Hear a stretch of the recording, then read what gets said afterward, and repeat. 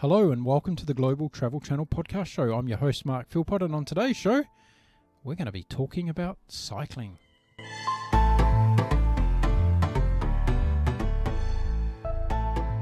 Now, before you turn off just because I said the word cycling, wait a minute. This is also about travel. Like many sporting events around the world, there are so many different things to do surrounding the event. The country where the event is, seeing that, the culture, the food, traveling around and seeing lots of different areas, and that's exactly what we're going to talk about today.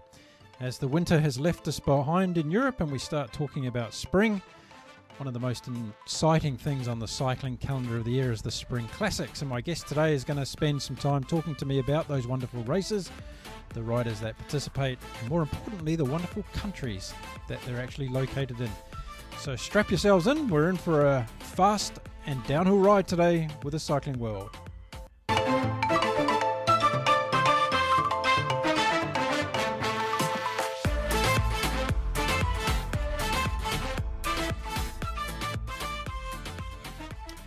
My guest today has spent many years at the forefront of the cycling world. He used to be part of the global management team at the UCI, which is the governing body of World of Cycling.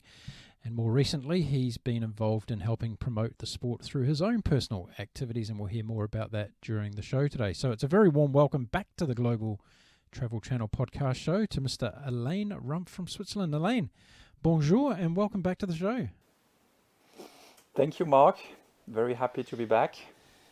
Yes, it's been a little while. I was just having a look, and it's been 5 months since we last had a chat together, and I'm a little bit disappointed it's taken me so long to get you back on the show, actually, but I found a good reason today, so welcome back. It's nice to have you here. Have you been well in the meantime? Not bad, not bad. We've had a good winter here in Switzerland. I live in the mountains and enjoyed some skiing. It was not a super snowy winter, but enough to have fun. Obviously now it's all over. Ski resorts are closed for some obvious reasons, but no, the winter has been good. It's been good. Well, that's good to hear. Now, in the podcast world, we are very big on statistics, just like in the cycling world. So, unlike the cycling world, we don't measure our power watts or our cadence or anything like that. But in the podcast world, we measure our downloads per episode, and we measure our number of episodes and all of those sorts of things. So you were actually guest number 81 on my show, and now you're guest number 121. So there's been a little bit of a gap between your last appearance on the show. Well, that's great to hear, and I'm very happy that you have so many hosts and your podcast is really entertaining. So thanks for having me back. You're welcome. Now, you know the rules of the show. The first thing you need to do is to dedicate your show to somebody special in your life. So who's going to get that mark from you today? I hadn't thought of that. But I will dedicate this show to my mom, who is 77, lives an hour away from me, and in these, COVID-19 times is going through difficult times. I do my best to support her. She's doing well, but obviously she's not going out, and I do my best to support her, doing her shopping and whatever I can, speaking on the phone twice a day, FaceTiming with our son, and so she's doing okay but needs support. So yes, I will dedicate this to my mom. That's beautiful. What's your mother's name? Françoise. Françoise. Okay, well that's fantastic that your son is giving you this dedication, and maybe you can sit down and listen to this podcast together. She can listen to it in her house and you can listen to it in your house. Yep, that's a great idea. Wonderful. Well, you and I are going to talk about something that we're both very passionate about again today, and that's the sport of cycling. And I was just saying to you before we came on air today that one of the inspirations I have from this show is to, I guess, explain to people who are listening all over the world who may not be too familiar with the sport of cycling about what are the wonderful opportunities associated with going to watch a live cycling event, because it's not just all about the cycling all the time. There's a incredible peripheral activity that goes along with all these major cycling races around the world. And because we're just coming out of the winter time and we're coming into spring, it's a very big time in Europe traditionally for cycling. And I thought today we would spend a lot of the show talking about the spring classics. And for people who are not familiar with cycling, again, who are listening today, the spring classics are a series of races that happen across Western Europe. And they start predominantly at the end of February and they run through till the end of April. And they all have a very big significance in the world of cycling. And we're going to get into some of the history of those races. We're going to tell you about where they are located. And I'm going to pick Alain's brain today and see whether we can get some real inside knowledge about the riders, the way the races are organized, and what some of the things that are there for you to do if you go along and actually listen and watch these races as well. So Alain, some people might not have heard you on the first show you did with me, so could you spend a few minutes telling us about your background in the world of cycling and whereabouts you are today in terms of how cycling is still a very passionate thing in your life? Yes. So I'm 48 now, and I've been involved in cycling in some ways since I was 12. So it's been a long time now. I first started, as a kid in my local cycling club, training and racing the local races, and I did that until I was 20, 21. Went up the categories and spent some time at elite level, a very average elite level, but still very enjoyable. And then moved on after I finished my studies at university, and I was still passionate about the sport, wanted to work in cycling, and I was extremely lucky because I lived very close to the headquarters of the UCI, the Union Cycliste Internationale, which is the International Cycling Federation here in Switzerland, based in Lausanne, close to the International Olympic Committee headquarters. And I applied for a job and got it. So within a few months after finishing my studies, I was working in the International Cycling Federation, which was a dream for me. And the dream lasted for 20 years. I stayed with the organization for a very long time and did a lot of things, had different positions, working in administration of the sports, and then moved on to become the manager of the UCI Pro Tour, which is a season-long series of top cycling races that includes the spring classics. So it gave me the opportunity to go to, visit these races, to watch these races from outside, but also from inside. And I'm looking forward to sharing this experience because this is really, really incredible. After 20 years at the UCI, where I also I was a technical delegate at the Sydney Olympics. I organized the Tour of Beijing between 2011 and 2014. I left the organization at the end of 2014, and then for 3-4 years I worked for a tour operator that organizes cycling holidays. It's called Grand Tours Project, based here in Switzerland. Which again was an amazing experience, gave me the opportunity to meet a lot of cyclists from around the world, organize trips on some of the big races like the Giro d'Italia. And now for a year and a half, I've been working freelance as a photographer, as a writer. I'm consulting with tourism organizations to inspire people to take their bike and visit new places on their bike. Fantastic. And I'm going to put the links to your site in the show notes today, because there's not only some spectacular scenery, but there's some spectacular opportunities if people want to consider maybe for the first time on getting to Europe and having a incredible bike experience. So it's really interesting because you've had a very unique background into the world of cycling. And I was just thinking today before we started the show that when I moved to Belgium from Australia, where I was living at the time, back in 1996, I had no idea how passionate the Belgians were about the sport of cycling, and it wasn't long after I arrived that I really got to hear people talking almost on a daily basis about people like Eddie Merckx and all these other historical riders who were legendary across the country of Belgium.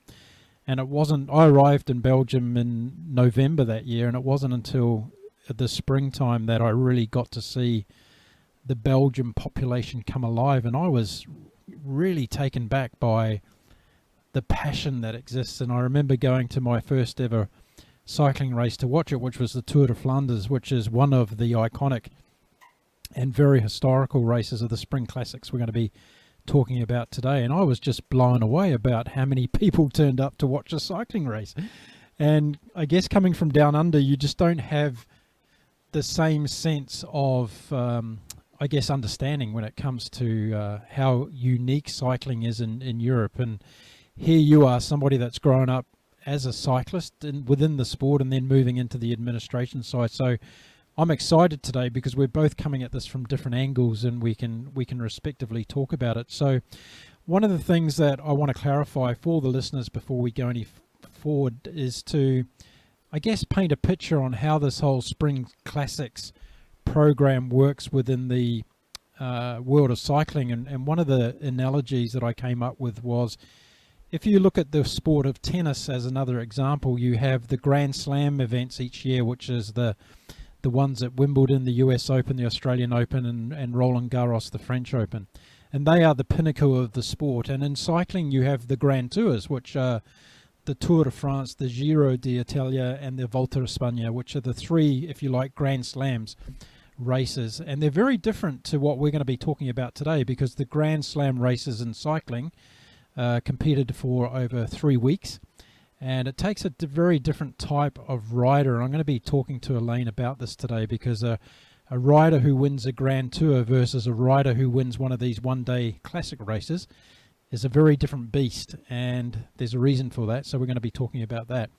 So if you look at the Spring Classics, I think, and make that analogy again to the tennis world, the Spring Classics are a bit like the Masters 1000 series that goes on around the tennis world. So they're kind of the next level down from the Grand Tours, but they're a little bit different. They still have a very strong prominence within the sport.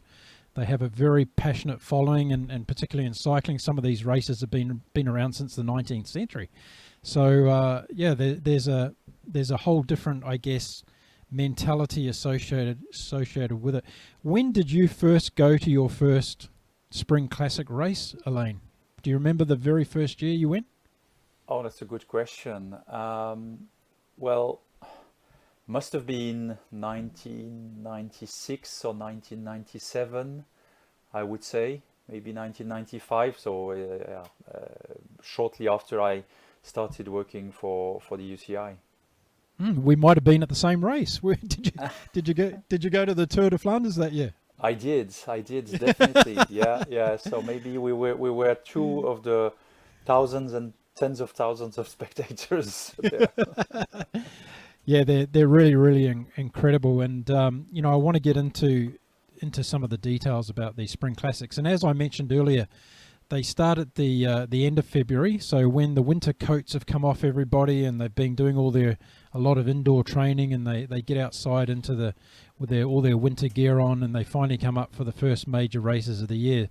So tell us about the build up to the Spring Classics, and how long before these events actually take place, Alain, are people, getting involved in the organisation of it? Is it something that takes many, many months to prepare?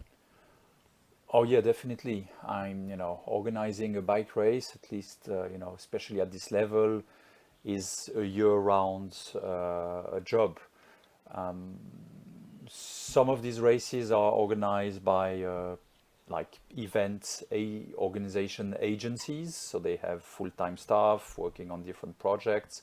But some of the races are still volunteer-based. I'd say every race has lots and lots of volunteers, closing roads and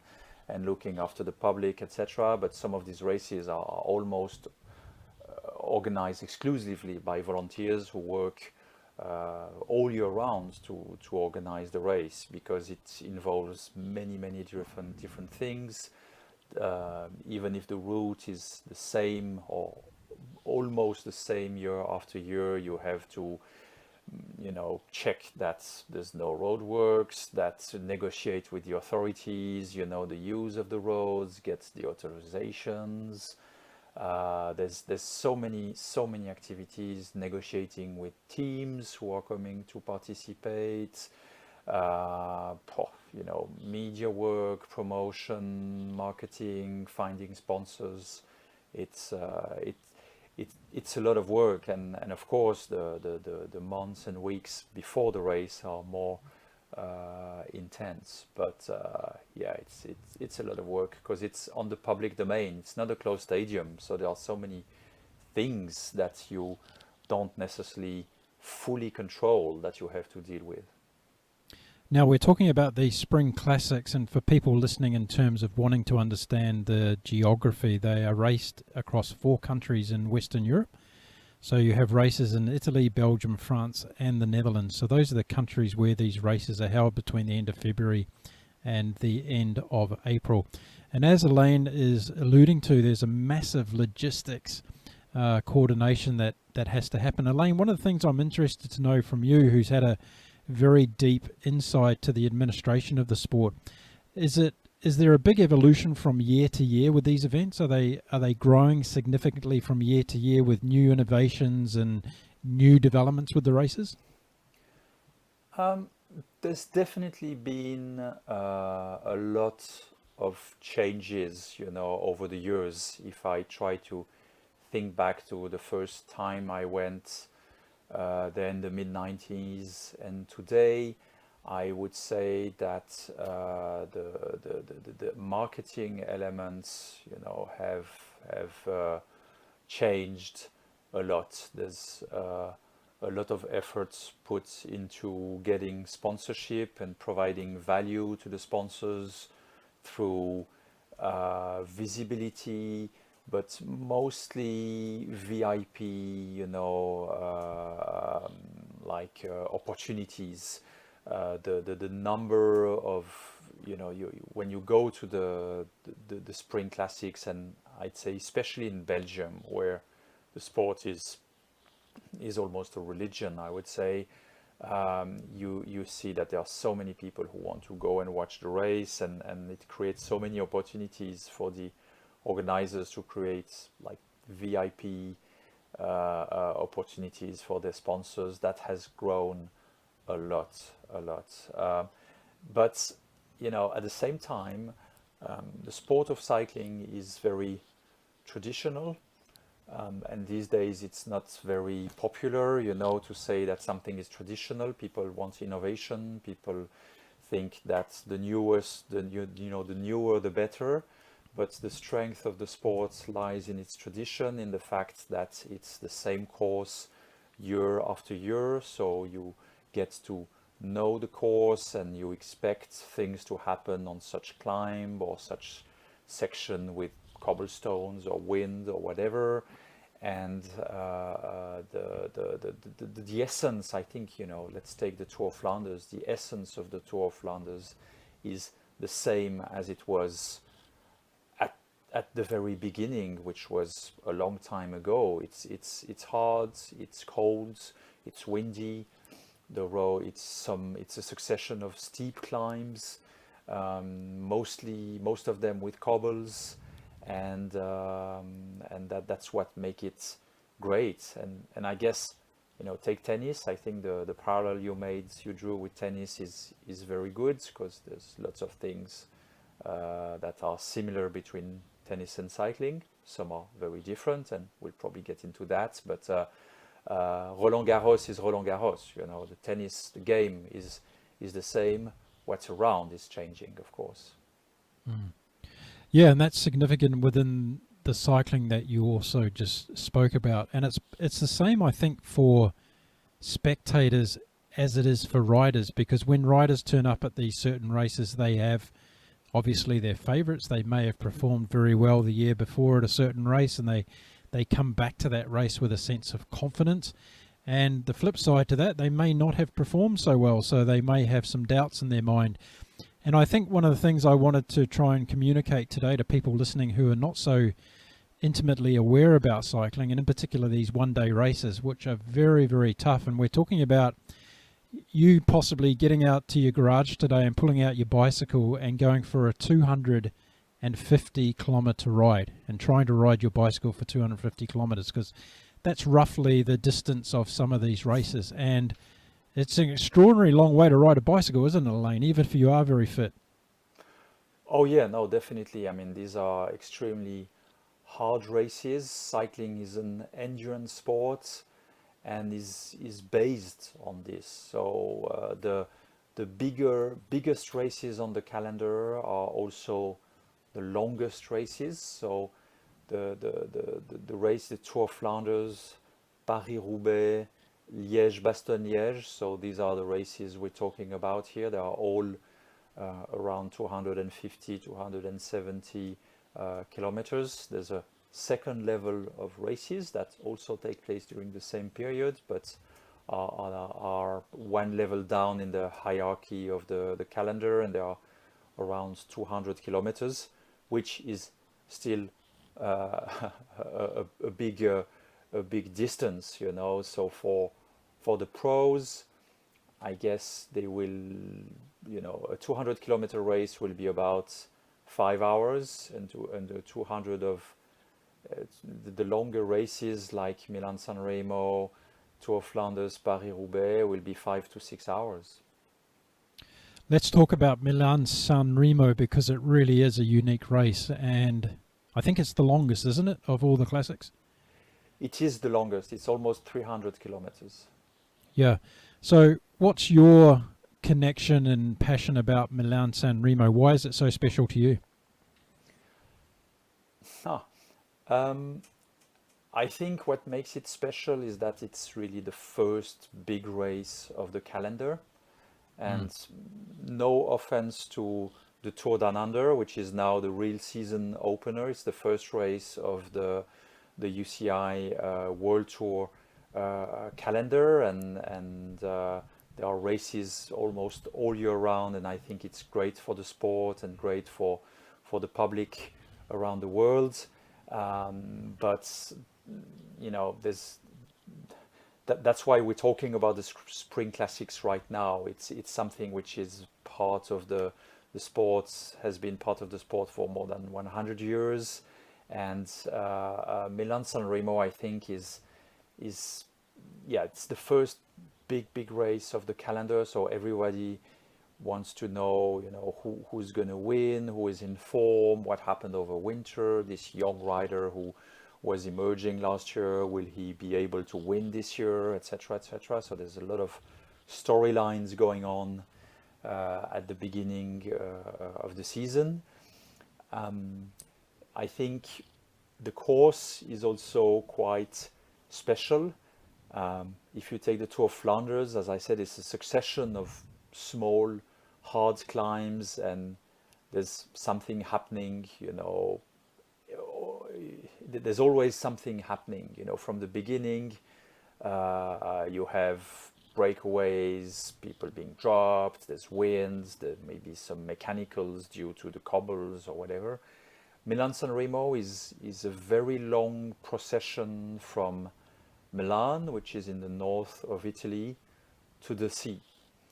And for about 200 kilometers, barely anything happens, because it's in the Po Valley, which is extremely flat, and the bunch is just progressing, you know, towards the sea.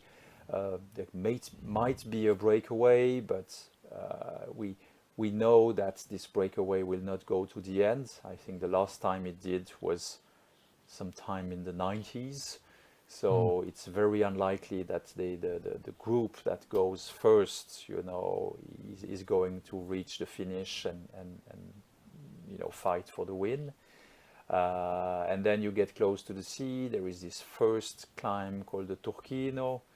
Then down to the sea, and this is where it really starts, because up until the finish it's a succession of small climbs along the sea, culminating with the Poggio, which is the last one.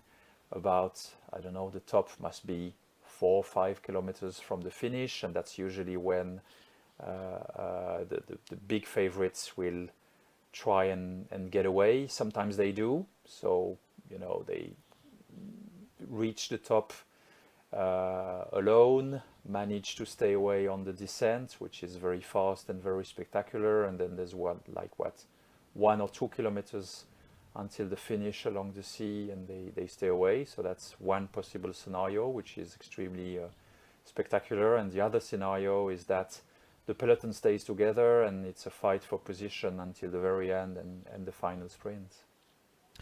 I'm glad that you did bring up at the beginning of that conversation there about the Tour Down Under, because I think what we've seen over the years now is we've seen definitely a progression in that particular event. We all know down under here that the cyclists like to come down to Australia at the beginning of the year for a little bit of a holiday and to warm themselves up, and they know they're going to get 35 degrees Celsius every day, and they know it's going to be a nice pleasant ride through the Adelaide Hills past the wineries, and at night time they can relax in the beautiful Australian summertime. But when it gets back to Europe, it's a different case altogether, isn't it? And I think the climatical conditions in all these races have such a huge impact on the outcome of them. And, there's been many a time where the spring classics in Europe have actually had snow falling, haven't they? Yes. Yeah, no, definitely. Yeah, there's a big contrast between the Tour Down Under and the spring classics. Having said that, I don't want to, to downplay the importance of the Tour Down Under. And although the climate is certainly more friendly, the race is very hard and actually is harder and harder every year, and riders come to Australia with a lot of kilometers in their legs and are fighting for the UCI points and the victory, and it's a hard fought race. And I've been to the Tour Down Under twice and had a great time there, and I think the organizers are doing an amazing job to make it a spectator friendly race. So now the Tour Down Under is the real season opener, but it's true that traditionally the European season starts end of February and starts with this first phase of the spring classics, and it's a totally different beast because the weather can be very bad, and I think almost every year at least one of these races is either cancelled or really threatened by bad weather and especially snow. Remember the Strade Bianche, was that 2 years ago, were almost cancelled because of snow.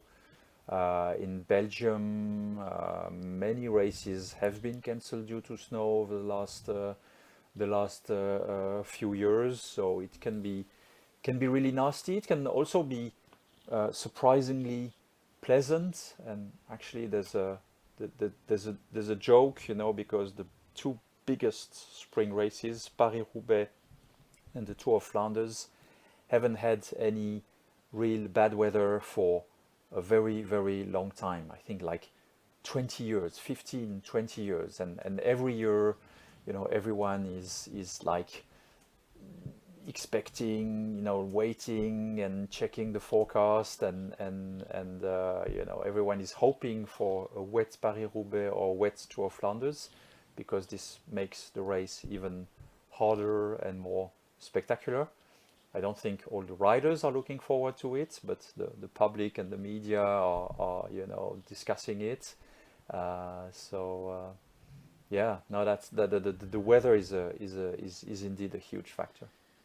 Yeah, and again, for the people listening who are not too familiar with cycling, Alain's talked about a couple of races there, the Milan-San Remo, the Tour de Flanders and Paris-Roubaix. And in Tour de Flanders, you have a course where you've actually got a lot of cobblestones on some of these climbs as well. So if the weather is wet, obviously they're very difficult to negotiate. Even in the dry, they're very difficult to negotiate because you've got lots of undulations. They're very uneven. You've got a lot of dust and dirt gets caught in the different ones, so it's easy for a wheel to get stuck in between the cobbles, and it's a very treacherous part of the race, is getting up some of these cobblestones. And Paris-Roubaix, same thing. You've got a lot of cobblestone sections. They actually number them off for the entire race, and that's where the racing really starts, is when the cobblestones get very long in length in terms of the duration that the riders are going across them. And Alain was just referring to the fact that fortunately for the riders and unfortunately for the spectators, in the last number of years it's been dry, and we haven't seen any real, or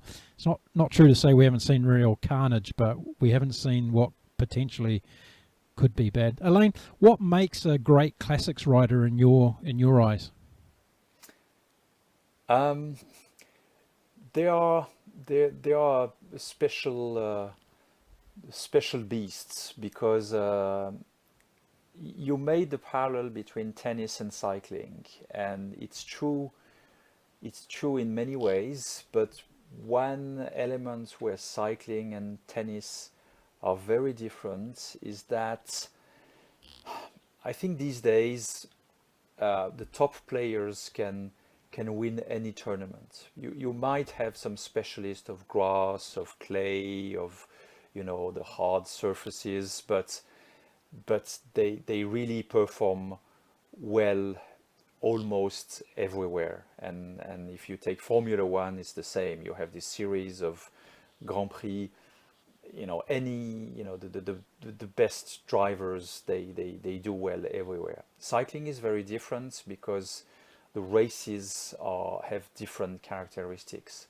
The Grand Tours are 3-week long races and have a lot of mountains, and will favor a certain type of rider, a rider who does well in the mountains, who's usually very light, has can recover really, really well and be able to perform day after day for 3 weeks. The teams will have a certain organization that's well fitted to this type of racing. I mean, that's one type of racing. Now, if you take the one-day races, and especially the spring classics, it's totally different. First of all, it's one day, so recovery doesn't play any role. Those races can be hilly, but definitely not as hilly as the Alps or the Dolomites or the Pyrenees, which are the big mountain ranges visited by the Grand Tours.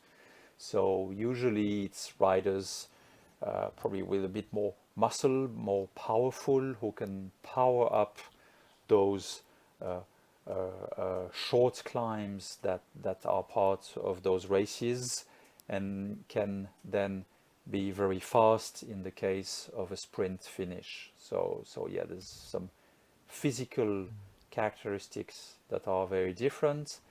And also because the weather can be nasty, even if it's not raining, it can be cold, it can be windy. You need to enjoy these conditions. Certain riders, as soon as the weather is cold or rainy, they lose half of their of their motivation and won't do well. While for the spring classics, no, you have to thrive in these conditions. That's an interesting analogy you made, because I was actually thinking of it slightly different, in the fact that if you look back over the last number of years with the tennis Grand Slams, we've seen the top 3 or 4 players in the world predominantly be far better lasting 2 weeks of a Grand Slam tournament than some of the young guys that are coming up, and it's been very difficult for these young players to penetrate the Djokovic's, the Nadals and the Federers over the course of 2 weeks at a Grand Slam, and a lot of these younger players have made their breakthrough events in the Masters 1000s or the Masters 500. And I would say in the cycling, if you look at the tours as well over the last number of years, you've had people like Chris Froome who have more or less dominated the Tour de France, and those riders have a specific knack when it comes to, I guess, the training and preparation. They're in the very powerful teams, as you alluded to, when it comes to Formula One teams being dominant year after year. But I would say in cycling, you've got this mixture of in the one-day races that anybody could really leap out of the pack. And I've always looked at cycling as being chess on wheels, because it's such a puzzle to try and work out what's going to happen, when it's going to happen, and whether all the pieces of the puzzle are going to come together for a team on a certain day. Would you agree with that? Yes, definitely. There are so many elements that come into play in cycling on any given day. The strength of the team, the weather, the course, the tactics, and the tactics are extremely complex, because you have, like, 20 teams, each with 7 or 8 riders depending on the races, playing their own tactics.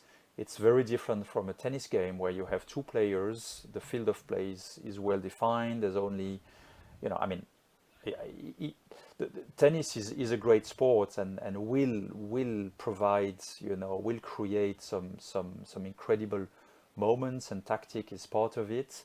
But I think it's cycling is more complex, which can mean 2 things. One is more interesting once you understand the sport, because you're watching TV or you're on the roadside and you try to understand what's going on, and this is great. But on the other side, it can also mean that for a beginner, it's very hard to comprehend, to understand what's going on. And so yeah, cycling there's so many things. And there's also the fact that a rider, will race something like 80 days per season, and even a very successful sprinter will only win maybe 10 races. So he will win 10 times, but he will lose, so to say, 70 times, and still be amongst the best riders in the world, while a tennis player who is number 1 or number 5 in the world will win games more often than he or she will lose. Yeah, that's a very good point. I like that. I want to allude to something you just mentioned then about people understanding the sport of cycling, and this is a bit of a funny anecdote from my own family. My sister said to me many years ago when I lived in Belgium, she said, "Oh, the Tour de France is coming on again in July. Are you going to go and watch it?" And I said, "Yes, I am." And she said, "I couldn't think of anything worse than going around France for 3 weeks watching a cycling race." She said, "Well, there's so many other wonderful things to do." And I said, "Well, I'll tell you what." I said, "Why don't you get in front of your TV down there in Australia and watch the tour for the whole 3 weeks for the first time, and then tell me afterwards what you think of it." So she did that, and I think this is back in 1998 or 1999. My sister has watched the Tour de France every year since that year. She's one of those people that gets up at midnight in Australia and starts watching every race as it comes, every stage when it comes on air, and she sits there until the first person has crossed the finish line. So once she got hooked on the sport of cycling and understood the whole puzzle, as you've mentioned it today, between the teams, the strategies, the riders, she has never looked back and has become a huge cycling fan. So it is possible, if you're sitting out there today and you're listening to this and you go, "Well, I just don't get it, I don't understand what's going on." Well, if you do educate yourself a little bit on the sport, then you might become an addicted watcher of the sport of cycling. Alain, do you prefer watching cycling on TV or being live at a race?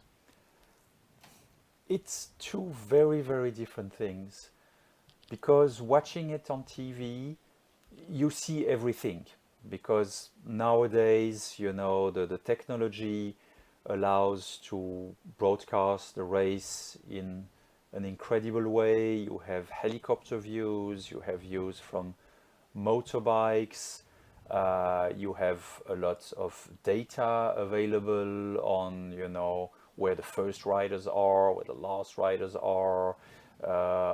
You have heart rate data, you have power data coming from the riders. You have great commentators who will really help you understand the tactics and all the little details of the sport. So that's absolutely amazing. And I would also add to that the element of seeing the sceneries, because I don't know why your sister enjoys watching the Tour de France, but I'm pretty sure that it's not just the racing, but it's also seeing the sceneries. France is a very diverse country. There's so many different regions, and you can see the natural sceneries, but also the architecture, the castles, the old towns, and everything. So, and the Tour de France TV crew is doing an amazing job at showcasing France. That's probably the number one element in the promotion of France as a tourism destination these days. So with TV you see everything, you understand a lot, and it's a great TV show, I would say. Now, if you're on the roadside, it's a totally different story, because you see you don't have this helicopter view, literally, of the race. You are on one particular point of the course. You will get information because you can follow the race. Maybe now with mobile devices, it's actually quite easy to follow the race on television, even depending on where you are. But it's noisy, it's outside, it might be raining, so it's not like you are sitting in front of your television. Yeah. And but what you lose in the understanding of the race, you gain in being part of the show. You're on the roadside with people who are passionate about it. And that's absolutely amazing. If you take the example of the Tour of Flanders, which in my opinion is the best race to watch from the roadside, Belgian people are passionate about the sports. They know every rider, not just the top riders, every teammate on the this Italian team that's maybe not amongst the best teams in the world. They will know who the riders are when they go bike. They will cheer on them. They will support them. There is such a passion for the sports, and that's absolutely incredible. There's also the fact that if you are in Belgium, you're never far from a cafe, so you can also warm up in the cafe, watch the race on TV, and just come out to watch the race when it goes by, which is also a great experience. There's good coffee, there's great beer, so you will stay hydrated, and yeah, I mean that's absolutely amazing. And I think what makes cycling really special is that if you want to watch football, athletics, rugby, tennis, you have to go to the venue to watch it. It's in a closed venue, and you need to go there. If you live in Belgium, the sport is coming to you. It's on your doorstep. So that makes a huge difference. It's on the roads, and yeah, I mean Belgium is the best example, but even here in Switzerland, normally I will have at least 3 pro races a year that are either right in my town or probably half an hour away by bike from my house that I can watch, and I think that's also what makes cycling very, very special.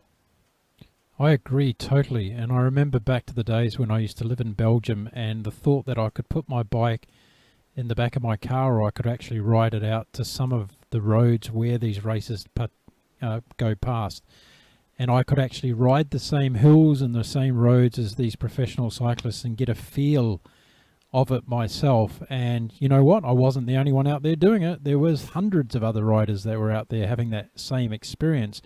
And when you then get to sit down and watch the professionals do it either on the television or during a race day, there's there's a very unique connection you have then to that race, because you can actually get out there and do it. Whereas how many of us get to walk onto the centre court at Wimbledon, or the the main courts at Roland Garros? Very few of us get that opportunity in our lifetime, but we can get out there with this unique ability that cycling has and actually ride on the same roads as these professional guys do. And doing that, you then actually have a relationship to how hard and difficult it actually is in these races.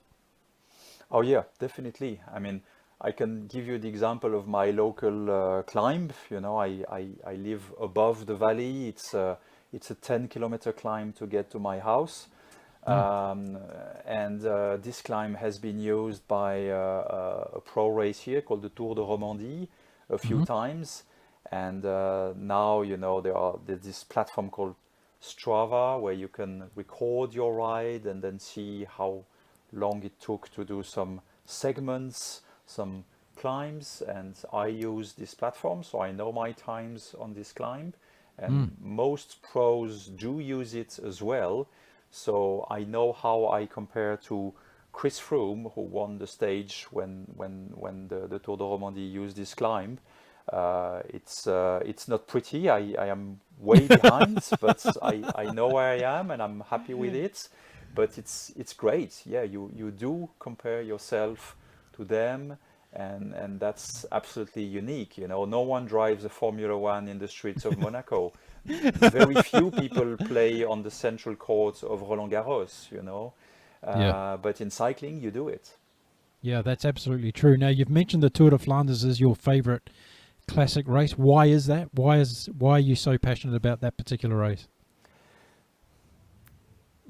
I think mostly because of the passion of the people.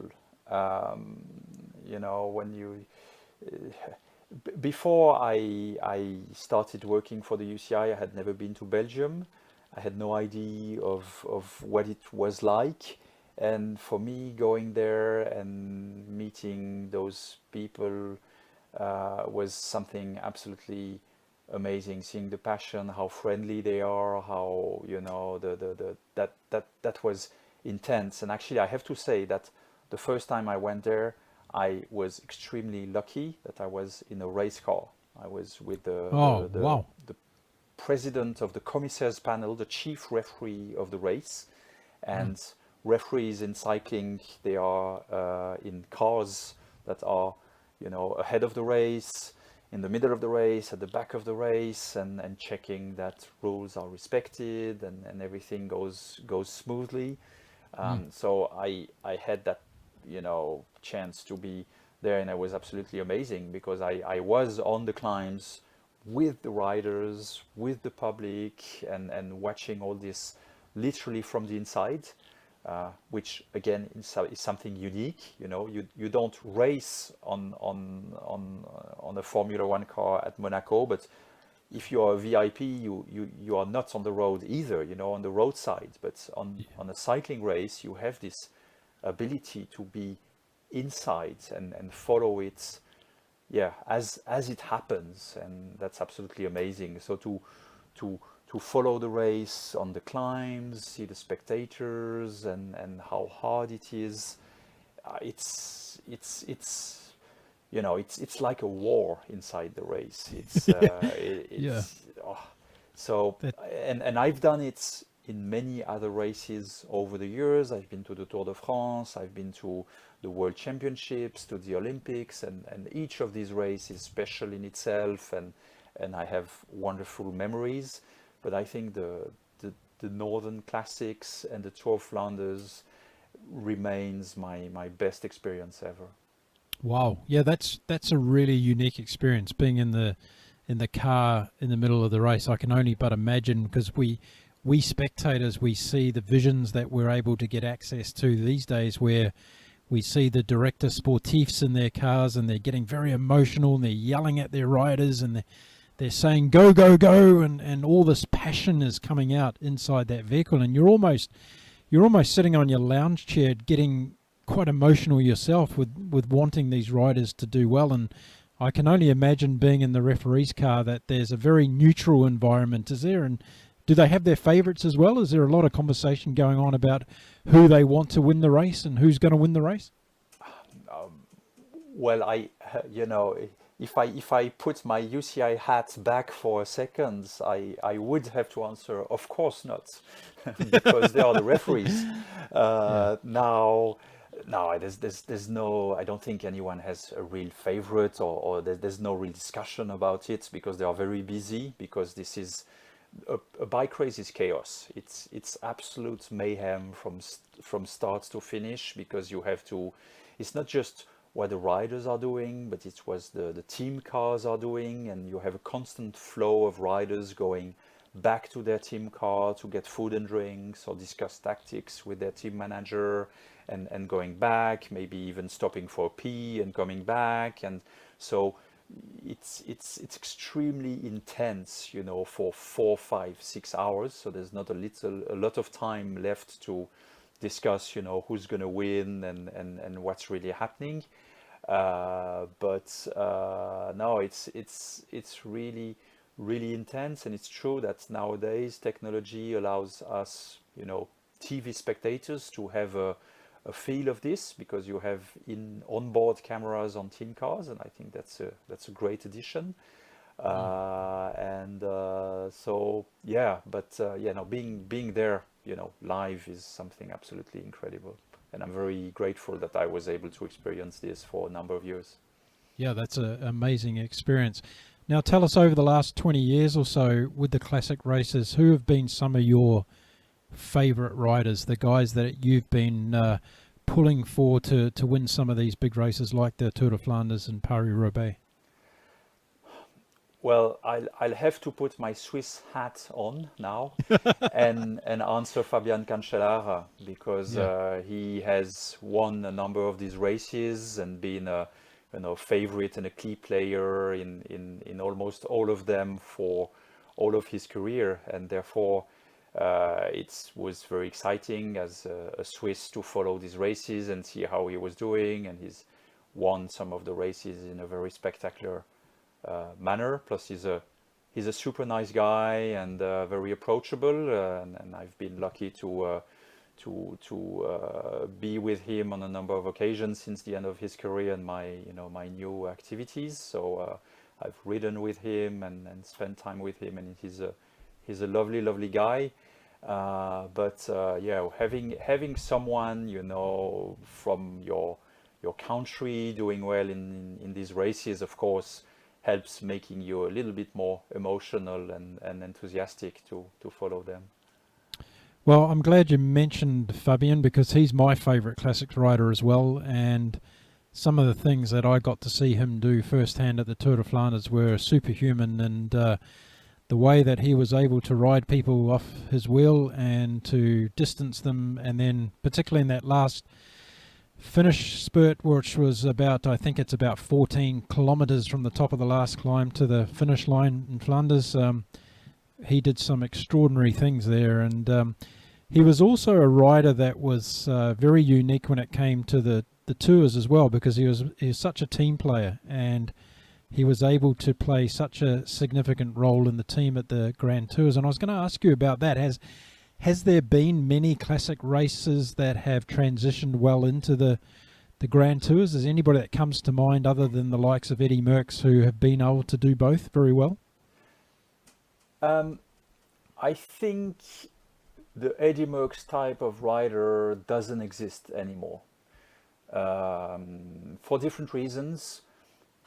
And the first one is that the sport has changed. I think it's become very, very specialized now, and it's become extremely difficult to do well at everything, because as we said, it's a very, very diverse sport, and it's not it's really, really hard to win at the top of Alpe d'Huez and win Paris-Roubaix, because it requires very, very different physical characteristics. So the sport has changed, the level is higher. So I think it's very difficult, although, we have some young riders, up and coming riders now that are trying to prove this wrong and are doing really well on different terrains. There's Mathieu van der Poel in Holland, there's Remco Evenepoel in Belgium, who seem to be able to do well at very different types of races. So we will see what happens, and you should never say never. But I think, with regard to Fabian, he's won Paris-Roubaix, Flanders, and a number of one-day races, and he's been really good in the Grand Tours, but not at winning the Grand Tours. His role at the Tour de France is to try and win some very specific stages. There might be a stage actually in the north of France on the cobbles where he would try and win, or time trials, where riders ride alone and try to clock the best time on a course of 30, 40, 50 kilometers, and he was very good at it, multiple world champion. So he would try and win those stages, and for the rest he would be in a supporting role for his team, and he would be really important because he would be the one protecting his general classification leader on the flat stages, so like taking all the wins and protecting the rider. He would be the one going back to the team car to get bottles and food for his leaders. So that's also something really special about cycling, is that the leader of today may be the supporting rider of tomorrow. Something you don't see in Formula One or tennis again. The leaders are the leaders, and that's it, and their only job is to try and win. While in cycling it's different. Over the season your role changes. How much does a classics rider get paid for winning one of the big races? What's the remuneration available to them? Well, prize money in road cycling is minor. The revenues of the riders come mostly from their team. They are employed by their team, and some of the top riders may have some personal endorsements, personal sponsors. But the prize money paid by the race organizer to the riders is minimal and has nothing to do with the prize money for golf or tennis. So, I left the UCI a number of years ago, and my memory is not great, so I don't remember the exact numbers. But I think the prize money for winning the Tour of Flanders is a few tens of thousands of euros.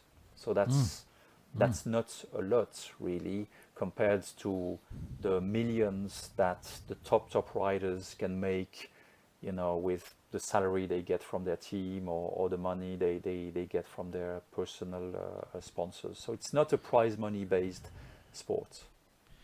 Yeah, and I think the other thing that we need to recognise is that it very much is a team game, and even though one rider from a team can win the race, it's only due to the team effort on that day that rider's probably ended up in that situation because of the strategy and the tactics that have been deployed by the team. And as we all know, those tactics can change quite frequently throughout a race. A rider only needs to have a mechanical issue, or they don't feel particular well on the day or during the race.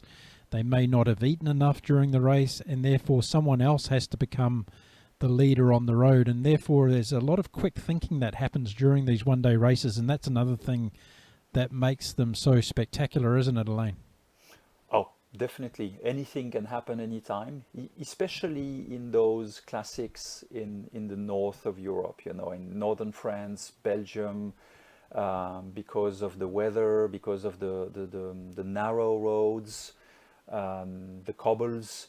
A mechanical can happen, a crash, so someone can be behind. And what's incredible is that anything can happen, but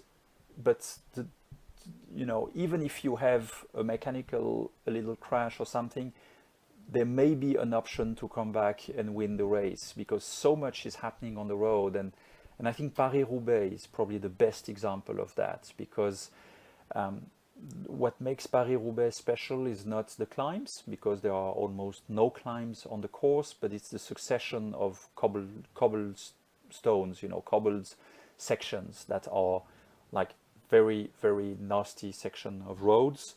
Cobbles are not the nice flat cobbles that you can see on some pedestrian streets in cities. It's like round stones that were put there sometimes like dozens of years ago, if not hundreds of years ago, and that not very well maintained. So it's really nasty. And actually, when you go there, you cannot imagine going there with a road bike with like narrow wheels and so that's from another age, really. So it's so hard and so much can happen, but the race is a succession of incidents and attacks, and it's never over. It's not over till it's over, really. So sometimes suddenly you have this rider you haven't seen for an hour because he had a crash or a flat. Suddenly he's coming back with a small group, catching up with the leaders, and he might win. So that's something that makes it extremely exciting because there's so much unexpected. Yeah, absolute. Now, I didn't want to get through the whole episode today without talking about women in cycling, in particular women's races within the classics. So have we got all women races as well in all the classic races that we've been talking about today? Not yet, unfortunately. It's coming. Organizers are adding women's races to their program, and that's something I've witnessed over the years, because in the mid 90s it was zero. So the classics were exclusively men's races as far as I remember, while now there's a women's Tour of Flanders, there's a women's Flèche Wallonne, there's a women's Strade Bianche.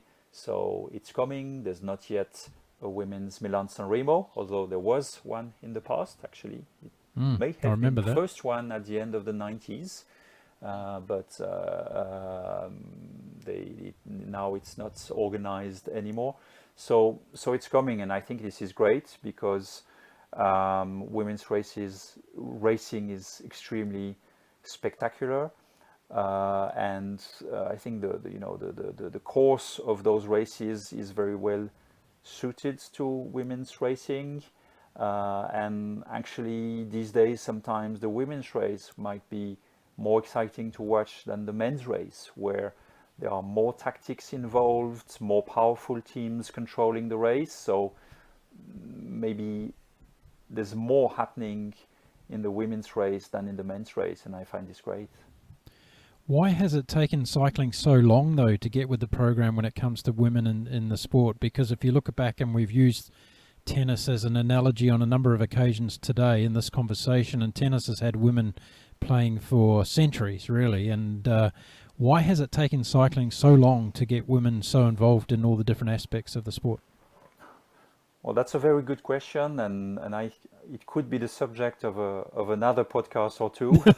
Yeah, sure. But I'm in no way a specialist of the question, so I'll try to keep it short. But and maybe I don't know if I'm right or wrong.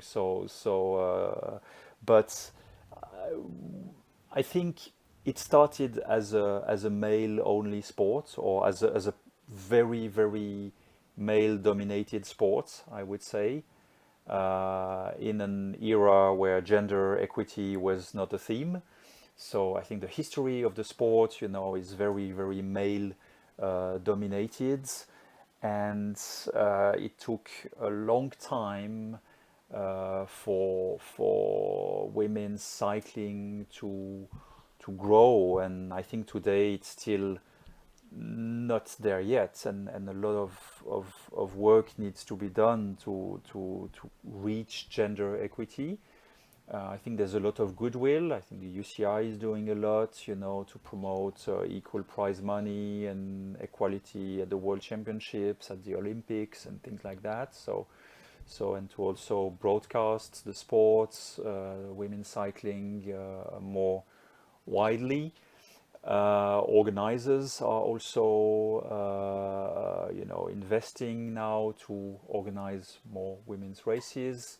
And it's a virtuous circle, because once this is done, it gives more opportunities for teams to attract sponsorship. So it's coming, but there's still a huge gap that remains between men's cycling and women's cycling. You know, from a leisure cyclist's point of view, I see that more and more women are riding bikes, and that's great. You know, my wife is a rider, and I met her on the bike, and you know, I think amongst our friends, it's really like 50-50, and most of the group rides we do, we have men and women. So it's changing, and it's fantastic, but there's still a long way to go. Did you meet your wife sitting at a coffee shop when you were out for a ride one day? No, I met her on a velodrome. Oh, okay. That's very So, romantic. yeah, even more like cycling nerdy. I hope you didn't crash into each other. No, we didn't. And I was the instructor, and she was a beginner. So Oh, okay. So it was a student and teacher thing, eh? absolutely, yeah. Okay, very good. Very, very good. Well, I just want to wrap up today's show, and I could talk to you for another 2 or 3 hours about this, because it's such a passionate subject I have, but I really want to leave the audience with a picture today of, next time you're looking at booking your holiday somewhere around the world, and there might just be the occasion of a major cycling event taking place in the destination that you're going to, and I'm talking particularly about Europe during the spring and summertime. There's no greater thing, I believe, than going along and watching either the Tour de France or the Giro d'Italia or the Volta a España, and getting to see these countries through a completely different way than what you would as a normal tourist. And I think that adding a couple of days here and there to be involved in this cycling world can be something that really can be life-changing. I've known people that have gone to watch some of these races, and they've come back and changed their lives. They've become avid cyclists, they've lost a lot of weight, they've got a lot fitter and motivated in their life. So it really can have a huge impact on your whole life. But I really wanted to talk to Alain today and get some of his inside stories about some of these races, so that people can understand that it's more than just about the cycling. There's so much that goes on around these races. Alain, what would be some of the tips that you would advise people who are looking at going to, check out one of these races perhaps for the first time? What's some of the advice you'd give them in terms of, how much in advance do they need to book accommodation? What do they need to think about with logistics, with road closures, and all those kinds of things? Yeah. Well, in terms of booking accommodation, I think there's the Tour de France and there's the rest. If you want to go and watch the Tour de France, you have to plan well in advance, because the Tour de France is a moving circus of, I think, 5,000 people. If you add riders, team staff, organizing team, media, sponsors, so it's a lot of people that are moving, and most of the time it's on, it's in the countryside, it's in the mountains, not necessarily in big cities, so accommodation might be difficult to find. So, as soon as the course is announced, the year before the race, typically in October, it's good to start planning and booking accommodation. Otherwise, you might have a long way to drive to get to the race. For the other races, it doesn't really matter, because they are much smaller in terms of logistics. So it's way easier to find accommodation closer to the race. So that's one thing. Now, in terms of going to watch it, well, there's two options basically. One is to go to watch the finish, and the other one is to go on the course, maybe on some key section like a climb or a cobbled section, if we're talking about Flanders or Roubaix. And both have their both are very exciting, because if you are at the finish, yeah, well, there's going to be this waits for the race to arrive, and there might be a big screen where you can watch the race, and there's a lot of people, so that's very exciting, and you get to watch the finish live, who wins. There's a podium ceremony straight after the finish, so really, really exciting. If you're on the course, it's different. I actually enjoy it a lot because you get to hang out with people you would never ever meet otherwise, cycling fanatics or just tourists. If you take the example of the Tour de France, the people who watch the Tour de France are cycling fanatics, but not only. It's also people who are there on a holiday and enjoy just following the tour with their camper van, and it's just an excuse to have a road trip in France and watch the race. So you will meet very people from different backgrounds and very friendly, because when you wait for the race, what can you do? Just chat with your neighbors.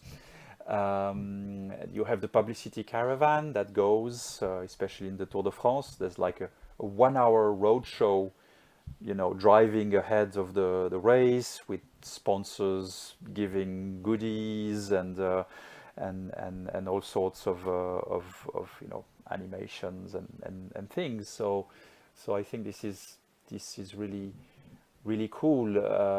But I think it's good to study the course and to try and identify where might be interesting to watch the race and get there in advance, because it can be really crowded. The Tour de France, sometimes the major climbs are closed to traffic the day before the race to prevent chaos to happen on race day, because a lot of people are going there in advance. Flanders, no, you don't. This is different, but it's going to be very crowded, and you may have to, if you're driving, park your car and walk a bit to get to the race course. But just soaking the atmosphere, and expect something totally different. It's not a tourist attraction, there's no program, there's no tickets, because cycling is free, unless you are a VIP and you can access the course and even the finish and the starts for free and see the riders close, and I think it's a great way to experience a country, get off the beaten path. It's not a tourist attraction, it's not a big city center, it's mostly in the countryside or in small towns, and for me it's been a great experience. Belgium, it took me 10 times of flying into Brussels to go to the races to eventually go and visit Brussels. I never visited the big cities. I always went to the smaller towns and the countrysides to go to the races. So it gave me a very different outlook on Belgium, as opposed as if I had visited, Brussels and all the tourist attractions in Belgium. It is, and I think you've encapsulated it very well, because it really is a total immersive experience when you go to a cycling race. And if you are sitting out there listening to us today and you're now considering making an effort to go to one of these races at some stage in the future, please do it, because you will come back with potentially a life-changing experience. And who knows, Alain, they might meet someone on the side of the road that could become their future partner. Who knows? Well, listen, thank you very much for joining me again today. It's been a pleasure having you back on the show, and I've loved having a chat to you about the Spring Classics, but in cycling in general. And I hope we've motivated a few people to maybe have a holiday with a little bit of a different experience in following one of the big cycling races somewhere in the world in the not too distant future. So all the best with your cycling efforts. I've been watching you online and watching some of your magnificent photography of the Swiss Alps and all the other wonderful places that you've been riding, and will continue to do so. So until we meet again next time, thanks for coming on the show. Thanks for having me, Mark. It's always a pleasure. Great. Well, stay safe, and I'm sure we'll speak again soon. Attending any major sporting event across the world is very exciting. You get to see a country, its people, and the atmosphere like nothing else that you can possibly ever imagine. So I hope in this episode we've done enough to inspire you to maybe consider, while you're next going overseas on a trip, to include a cycling race on your itinerary. You'll never know what you've been missing until you go and experience it. Standing on the side of the road with hundreds of thousands of other people participating in what are like a party-like atmosphere for the whole day, and talking to people perhaps like you never would if you were going on a normal holiday. So there you go. Thank you, Alain, for coming back on the show. It was always great to speak to you. If you're looking for more episodes from the Global Travel Channel podcast, all you need to do is head to the website at www.globaltravelchannel.com. If you want to download the episodes, you can go to places like Apple iTunes under the podcast section. You've got places like Stitcher, Spotify, iHeartRadio, Google Play, Castbox. Now, a lot of these names might be new to a lot of you, but these are the main apps where you can download podcasts. So head on over to the website. There's a link there that'll take you to all these places. You can download them and listen to them in your own free time. Well, I hope you're all well out there and that you're managing to get through this lockdown that we're all experiencing across the world together. We are in it together, and there's nothing like taking a binge opportunity to listen to tons of podcasts. So go and check out all of the episodes that I've been fortunate enough to do with my amazing guests from around the world. Well, that's it for this particular one. My name is Mark Philpott, and until next time, I wish you all to have a very happy and safe week ahead.